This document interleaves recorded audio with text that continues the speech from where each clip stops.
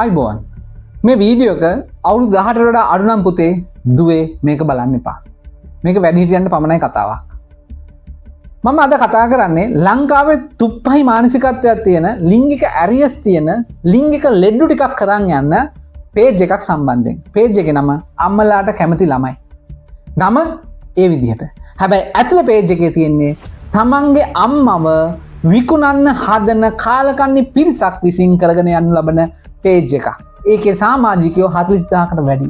ඒකේ කතා කරන්නේ තමන්ගේ අම්මව තව කෙනෙකුට දෙන්න. තමන්ගේ නංගිව තව කෙනෙකුට දෙන්න. තමන්ගේ තව අක්කව තව කෙනෙකුට දෙන්න කැමතිලා මිනිස්සු ඉන්නවනම් ඉන්බොක්ස් එන්න කියලා කතා කරනවා.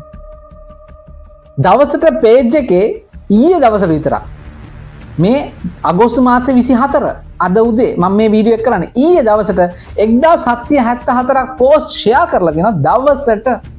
සෙල්ලමක් නෙමෙයි කමෙන්ට්ස් 572ක් දාලා තියෙනවා දවසට පැය 24ට. රියැක්ෂන්ස් 1063ක්. කොච්චර ඇක්ටිව් පේජ් එකක්ද මේක. මේක කතා කරන්නේ විකෘති ලිංගිකත්වයක් තියෙන කාලකන්ණි පිරිසක් විසින් තමන්ගේ අම්මව තමන්ගේ සහෝදරයා ගැන සහෝදරිය ගැන. ඉතින් මෙහෙම විකෘති ආශාවන් තියෙන පිරිසක් බිහි කරන්න මේ පේජ් එක උත්සාහ කරනවා. ඒකේ සම්බන්ධ වෙලා ඉන්නෙත් එහා සමාන පිරිසක්. ඔබ මේ පේජ් එකට යන්න. මම මේ වීඩියෝ එක කරන්න ඉස්සෙල්ලා 10 සැරයක් හිතුවා මේක කරනවද නැද්ද කියලා. මොකද අපි මේ වීඩියෝ එක කරාම මේක රීච් වෙන්න බලනවා. මේක ප්‍රචාරය වෙන්න බලනවා. හැබැයි අපි මේ කතා නොකර හිටියම ඒක වුන් තවදුරටත් කරන් යනවා. රිපෝට් කරන්න කෙනෙක් නැහැ. අපි මේ මම මේ ගැන කතා කරන්නේ මේක රිපෝට් කරන්න. ඒ නමට ගිහිල්ලා බලන්න කරන්න දෙයක් නැහැ වෙන. බලන්න. බලලා ඉවරලා ඒක රිපෝට් කරන්න. මොකද ඔබේ දරුවා ඒකේ සමාජිකයෙක් වෙන්න පුළුවන් සමහරක් වෙලාවට. ඒකේ පෙන්නනවා බලන්න පුළුවන් ඒ කවුද සමාජිකයෙක් කියලා. සතුටට එකම කාරණාවයි තියෙන්නේ. මට පුද්ගලිකව මගේ පේජ් එකේ මගේ ෆ්‍රෙන්ඩ් ලිස්ට් එකේ ඉන්න එවුන්ගෙන් එකම එක කාලකන්ණියෙක් විතරයි ඒකේ පේජ් එකේ සමාජිකත්වය අරන් තියෙන්නේ. වෙන කිසි කෙනෙක් නැහැ. හැබැයි මගේ ඉන්න ෆ්‍රෙන්ඩ් ලිස්ට් එකේ ඉන්න සමහර යාළුවන්ගේ සමහර සමාජිකයන්ගේ ඒගොල්ලන්ගේ යාළුවෝ ඒ කියන්නේ Facebook එකේ මම කියන්නේ නැහැ ඒකේ ඒගොල්ලෝ මේකේ වැරදි කියලා. එහෙම එකක් නෙමෙයි මේ කතා කරන්නේ. නමුත් ඔබ දන්න කෙනෙක් ඒකේ ඉන්න පුළුවන්. මොකද හැබැයි ඌ ඉන්නේ සමහරලාවට වෙනත් රෙද්දක් පොරවගෙන විකෘති මානසිකත්වයෙන් දෙන පේජ් එකක් ෆලෝ කරලා තියෙන. සෙල්ලමක් නෙමෙයි. මොකද ඒකේ ඉස්සරහට වෙන්නේ අඩු වයස්වල අවුරුදු 5න් දරුවොත් එක්ක සෙක්ස් කරන්න කැමති අයට කතා කරන එක ඇතුළේ. මොකද්ද මේ? හෙට දවස කොහොමද කියලා අපිට ගේ ඇතුලේ හෙට දවස කොහොමද කියලා අපිට බලා ගන්න පුළුවන්. තමන්ගේ දරුවා අතින් තමන්ගේ අම්මා දූෂණය වෙන ওই පේජ් එකක් ඔය ඉස්සරහට යන විදිහට. වැඩි ඈතක නැහැ. ඊයේ පෙරේද සති දෙකකට විතර කලින් මතකද? යාපනයේ.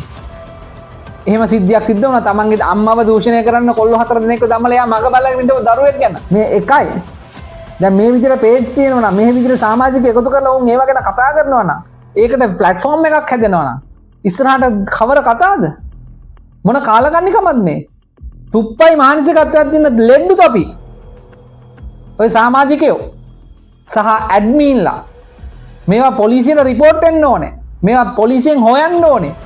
දඬුවම් දෙන්න උපරිමයෙන් මේවා කරන් යන්න උන්ට. මොකද මේ ඉස්සරහා සමාජයේ ඉස්සරහා අනාගතේ කාලකන්ණි කරන්න හදන්නේ ඔය පේජස් වලින්. තමන්ගේ ගේ ඇතුලේ තමන්ගේ අම්මට ඉන්න බැරි නම් මොකද්ද මේකේ තත්ත්වය? බලන්න ඔබේ දරුවා ඒකේ සමාජිකයෙක් වෙන්න පුළුවන්. ඒකේ නම් බලන්න පුළුවන් කවුද සමාජිකයෙක් කියලා. ඒක හොඳ වෙලාවට ඒක ප්‍රයිවට් කරලා නැහැ. බලන්න ගිහිල්ලා ඔබ දන්න ඒක ඇති. අනිවාර්යෙන් ඇති. බලන්න. 40000ක් කියන්නේ පොඩි ප්‍රමාණයක් නෙමෙයි. අපි මේ පේජ් එකක් අපි මේ YouTube channel එකක් දඟලනවා මේක රීච් කරගන්න හොඳ දේවල් කරලා. හැබැයි එන්නේ නැහැ එහෙම රීචින් එක. මොකද ඕක ෂෙයා වෙන්නේ නැහැ. දැන් නමුත් ඔය වගේ දේවල් ෂෙයා කරනවා කමෙන්ට් කරනවා ඒතකොට රීච් වෙනවා. හොඳ දෙයක් ලංකාවේ විකුණන්න අමාරුයි. මම ඔබටත් කියන්නේ මේවට පේජ් වලට මේ අපි කරන වීඩියෝස් වලට කමෙන්ට් කරලා මේවා ෂෙයා කරන්න. මේවා මිනිස්සු දකින්න ඕනේ. අර වගේ දේවල් නවත්තන්න නම් ඒවා කෙරෙන්න ඕනේ. හොඳ දේවල් දැක්කොත් මොකක්වත් කරන්න මගේ එක වෙන්න පුළුවන් වෙන එකක් වෙන්න පුළුවන්. හොඳ දෙයක් දැක්කොත් ඒකට කමෙන්ට් එකක් ලයික් එකක් දාන්න. එතකොට තමයි ඒවා රීච් වෙන්නේ. මේ වගේ දේවල් වලට විරුද්ධව කතා කරන මිනිස්සුන්ට සහයෝගයක් දෙන්න. මොකද්ද මේ පේජ් මොනවද මේ කරන්න යන ඉස්සරහට? තමන්ගේ ගේ ඇතුලේ තමන්ගේ නංගිට සෙක්ස් කරන්න කැමති අය ඉන්නවනේ ඉන්බොක්ස් එන්න කියලා කතා කරනවා. ඒ පේජ් එකෙන්. මොන කාලකන්නිකමක්ද මේක? අනාගතේ කොහොමද ආරක්ෂාව අපේ දරුවන්ගේ අපේ දෙමව්පියන්ගේ අපේ සහෝදර සහෝදරියන්ගේ ආරක්ෂාවට මොකද්ද වෙන්නේ මේක ඇතුලේ? එලියෙන් නෙමෙයි ඉස්සරහදී දූෂණය වෙන්නේ තමන්ගේ ගේ ඇතුළෙන් ඔය වගේ පේජ් කරනව නිසා. විරුද්ධ වෙන්න මේවට ගිහිල්ලා රිපෝට් කරන්න. තුප්පයි මානසිකත්වයෙන් තොපි ලෙඩ්ඩු එහෙම පිටින්ම. ඔය ඇඩ්මින්ලා, ඔය සමාජිකයෝ. මම මේ වීඩියෝ එකේ අවසානයේ දාන්නම් කවුද සමාජිකයෝ කියලා යම් ප්‍රින්සිපල් මොකද 40000 මට මේක ඇතුළේ දාන්න වෙලාවක් නැහැ.